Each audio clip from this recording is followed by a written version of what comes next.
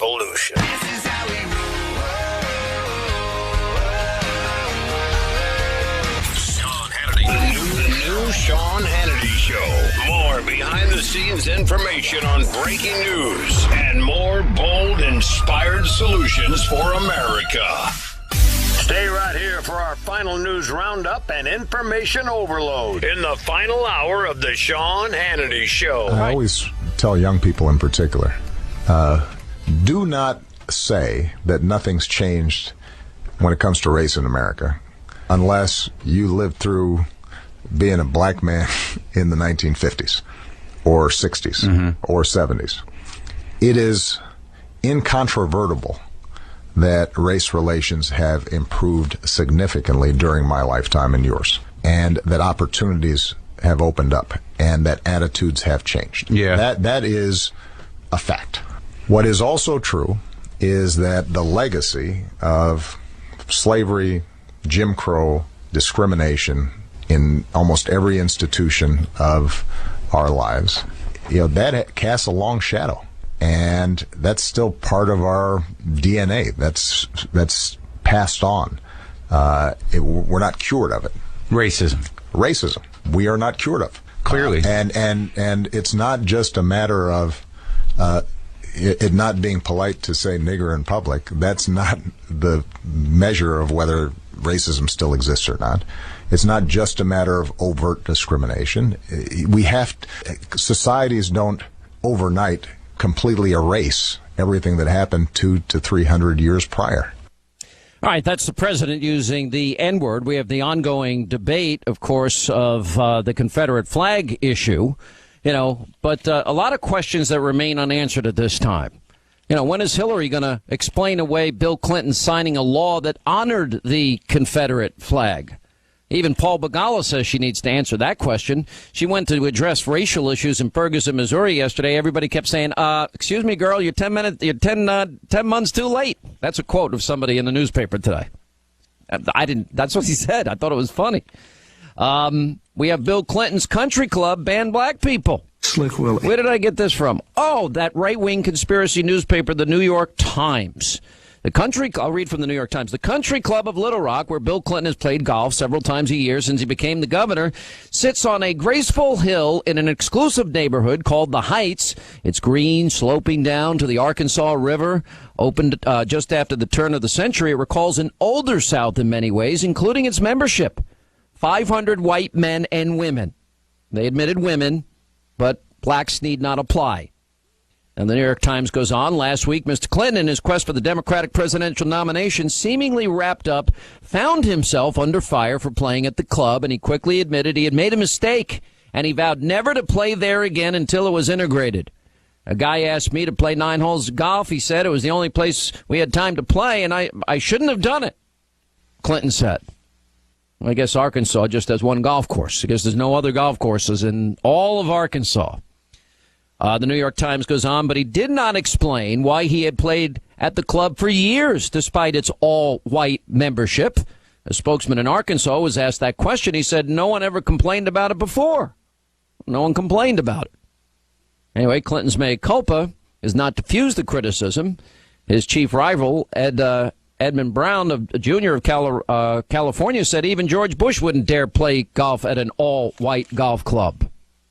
We've got this whole history of the Democratic Party, the Confederate flag, and racial issues, and where they stood or didn't stand in the civil rights era in 64 and in 65.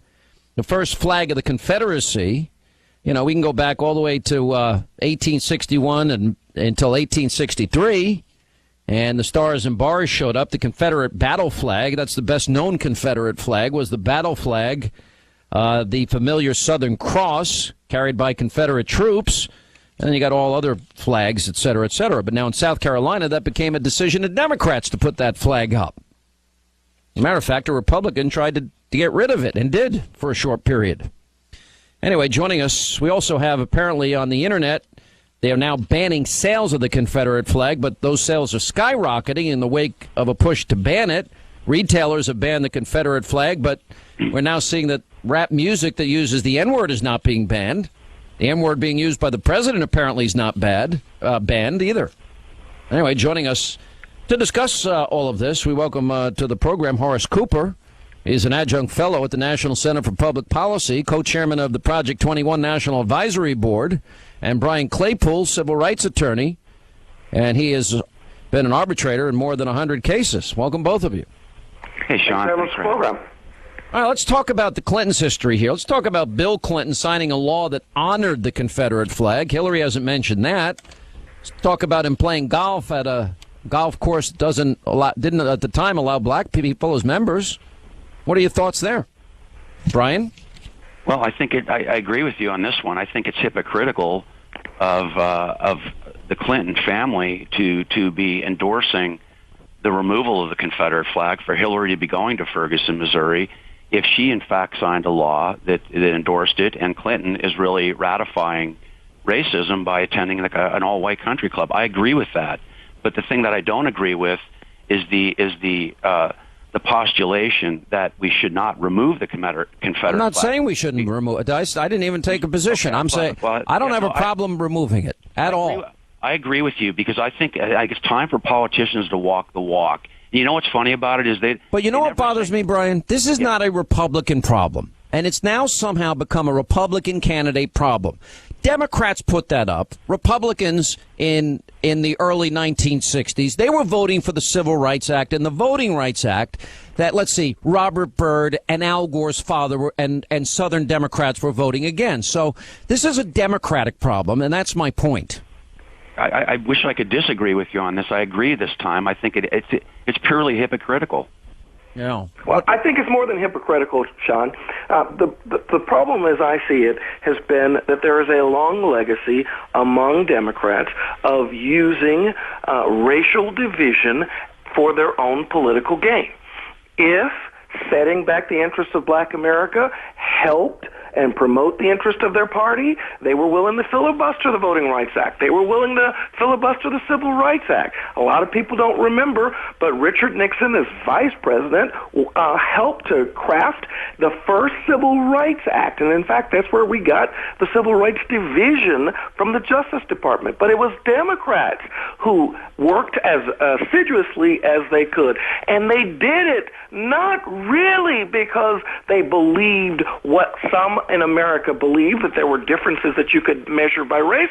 They did it because it served their political needs, and they continue to do it today.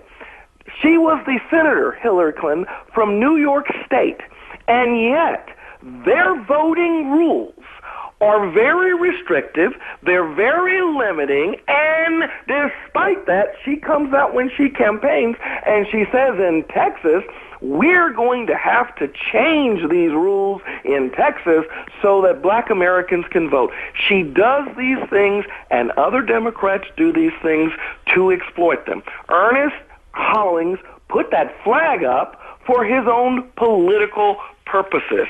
Why any other party or any other modern-day politicians are going to be held accountable for decisions that Democrats were making for their own goals, that, to me, ought to be the real story. I don't understand why we're letting them play political games that divide us. You know, this is what's frustrating to me, because this is somehow... You know, I'm going to give a history lesson on TV tonight because I'm so angry about people's misperception. You know what, Brian? Every election you can count on certain things that Democratic candidates are going to do. They're going to divide the country, black versus white, rich versus poor, old versus young. They're going to say Republicans want dirty air and water, and they want to throw Granny over the cliff. The same playbook. Now, for some reason, I don't think most Americans know the history of the Democratic Party. They don't know that Robert Byrd filibustered the Civil Rights Act, but yet he became the Senate Majority Leader, that he was a former Ku Klux Klan Grand Wizard, and that he became the Senate Majority Leader for the Democratic Party. And I'm sick and tired as Democrats have advanced the narrative, sadly, that too many Americans believe that is false, that somehow conservatives are racist. No, I'm not a racist. I deplore racism. I find it repugnant and evil, as most people I know do. People look at this idiot in South Carolina as evil. a racist, bigoted, evil human being. I don't know what else you can say about him. And if people want to pass legislation that say, all right, we're going to ban the flag, okay, go do it. But that's not what caused this idiot to act this way. You want to pass more gun laws? He broke about 5 of them when he committed that crime. So gun laws aren't the answer either. Bad guys don't listen to gun laws. But if we want to, if the one thing that we could focus on is he had all the rantings and ravings of a lunatic that were out there available for all to see, and we didn't pick up on it ahead of time. That's where I think we're making a mistake and where lives can be saved. I think that's a great point, and I think Horace hits on a good point too, which is really what's happening here. Our Democrats are trying to capitalize on a very terrible situation with a mass murder. They're trying to capitalize on this, and it's not going to work. And I'll tell you why, because I've been a civil rights advocate over the last 10 years, and I have openly stated that, for example, Eric Holder's office, for the last how many years when he was in office, he did nothing, for example, to track racial profiling in 50 states. Congress had passed a bill over 15 years ago, that the DOJ was supposed to monitor and canvass local police departments. Nothing was done there at all. Yet every time there's a mass shooting and or an Eric Garner or a Freddie Gray, the DOJ comes out and says, "Oh, we've got to make some changes." Let me give you one more quick example. By the way, the autopsy in the Freddie Gray case came out last night, and I got to tell you, it's about as extraordinarily exculpatory for the police as anything I could have imagined. Well, no, I disagree with that, because you can prove second-degree murder in. You have to show a depraved mindset. What the autopsy is saying, it was one impact to the spine and back that happened while Freddie Gray was in the back of the police van. You can't prove that and on top of that, by the way, you have witnesses saying that he was thrashing himself back and forth out of anger, so it could have happened that way. And number two, there might be a civil suit because they didn't put him in a seatbelt. That's not a crime. No, it is a crime, because you don't need intent. Depraved mind means you don't throw a guy on his stomach handcuffed. He barely walk. He's screaming in pain in the back, and then they say that there was nothing that happened prior to that event that caused this death. No, the rapid deceleration of the okay, they said. Tom, as you point out, before he got into the truck, the autopsy doesn't show that there was any evidence of any injury or any concern that would have caused them to take special care in his treatment. And the autopsy also appears to suggest that we can't tell, was it something the driver did, or was it more likely something the passenger did? Now, it used to be policy for almost 20 years in Baltimore that you didn't even have to seatbelt people when they were caught this way. So now, in 6 weeks' time, you make this change, and now it's a felony to have not seatbelted this person. I think that's a stretch. But I also think the conversation that we started with about race relations in America, I have to tell you, other than the progressive narrative that is frightening a lot of black Americans and other minorities, race relations on record, on objective evidence, are better than they had been in a while. The problem has been the willingness over the last 6 to 8 years of leading political officials to use race relations issues as a wedge, and it has set us back. But the idea that it is worse to be black in 2015 than it was in 1955, ridiculous. Or even 1970, ridiculous. The truth is, this country is a place of opportunity, and if people are willing to take advantage of that and the government gets out of the way, a lot of the problems that people have could get addressed. Well, how did President Obama become president? He's a black man president. So there has been progress. I didn't understand his comment. There's been no progress in he also said it's in our DNA as if it's pathological and unchangeable. That's just the facts speak otherwise. Yeah, they absolutely do, but he does it for a reason. And I say this again and again, when people look around who happen to be black and they wonder, why is there so little money in my bank account? Why is it that I can't afford to own a home? Why can't my kids get to go to a good college? And why don't I have a good job?